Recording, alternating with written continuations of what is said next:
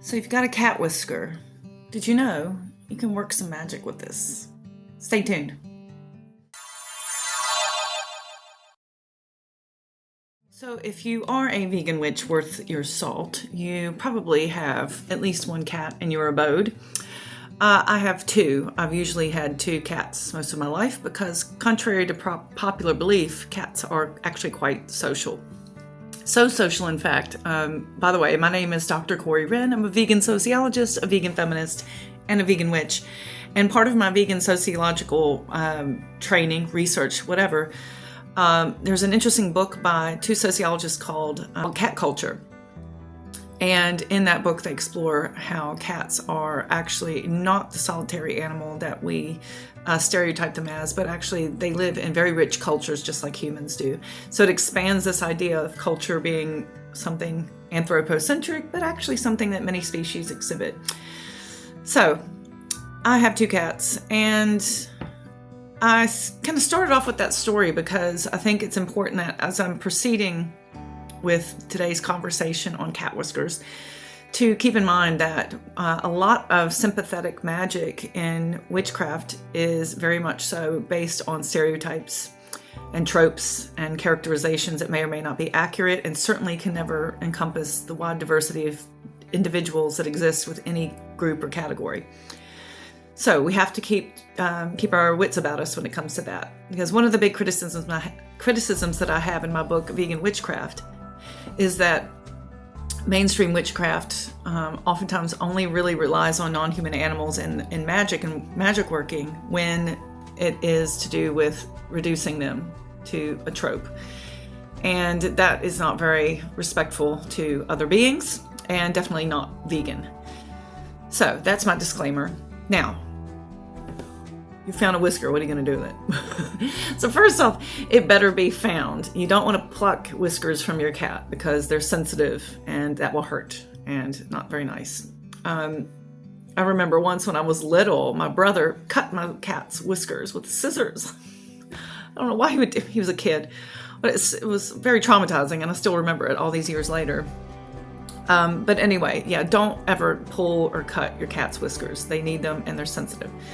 But they do shed because they are a form of hair. They shed from time to time. And I rarely ever find them because I'm a heavy vacuumer. Because I have two cats and a dog, I vacuum quite regularly and I don't really see them often. But this one turned up very fortuitously upon thy desk. So because these are sensitive sort of sensory organs for cats, a lot of people will use whisker magic basically to as a type of sympathetic magic to sort of hearken on increasing your sensitivity to knowledge and be more aware. So if you feel like you need to get your senses about you, sharpen your senses, you can use your whiskers for that. They're also considered to be good luck. I mean, it is such a rare thing that I found a whisker. It does feel like good luck when it happens, especially when it's on my working desk, my functional altar, if you will. So I'm going to give you 3 different ways that you can work with this whisker magic. And by the way, some people collect them and then do more when you can heighten the power when you collect more whiskers. But that's never going to happen for me. It's so rare to find one.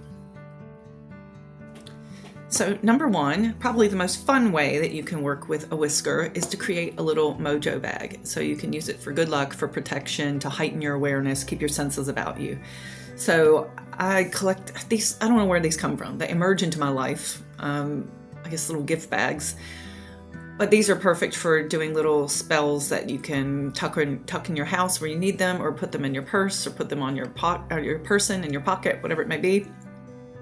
But I would recommend sticking the whisker in the bag, and you can actually emphasize the sensory awareness amplifying properties of a whisker by adding in some mugwort. So mugwort symbolizes psychic awareness, and some people actually smoke it. I have a whole video on mugwort.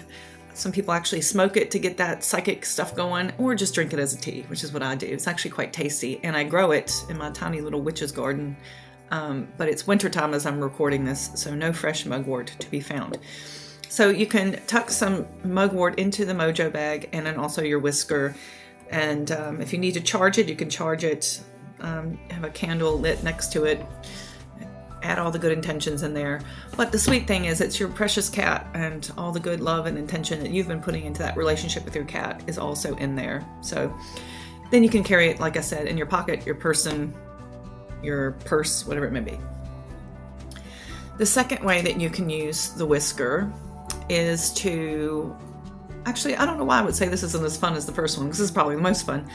You can actually burn this on your altar, and that releases the good intention. And again, people understand it to represent good luck. People understand it to represent and improving your sensory awareness and protection.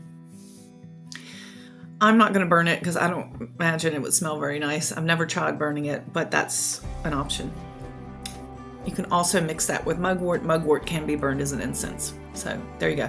The last thing, and this is probably what I'm going to be doing with my special whisker, is I'm going to be putting it in my doorstep so that it's doing all that awareness at the front stoop, basically adding protection, adding good luck, and making me aware if I need to be of any ne'er-do-wells at my doorway, right next to my Ring camera. So there you go.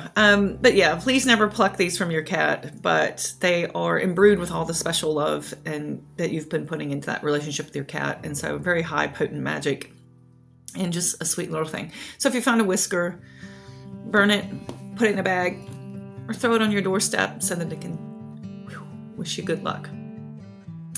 So if you found this video fun and interesting, then definitely subscribe to the channel. I've got lots of other vegan-friendly, animal-inclusive spells and theory. And obviously you can check out the book Vegan Witchcraft, which is published by Routledge. But it is an expensive academic book, so if you don't want to pay for that, definitely subscribe to the YouTube channel. And also you can go to my website at CoreyLeeWren.com, and I blog about these issues. So thanks for watching, and don't forget to like and subscribe because that helps the channel to grow. Thank you. Keep it witchy.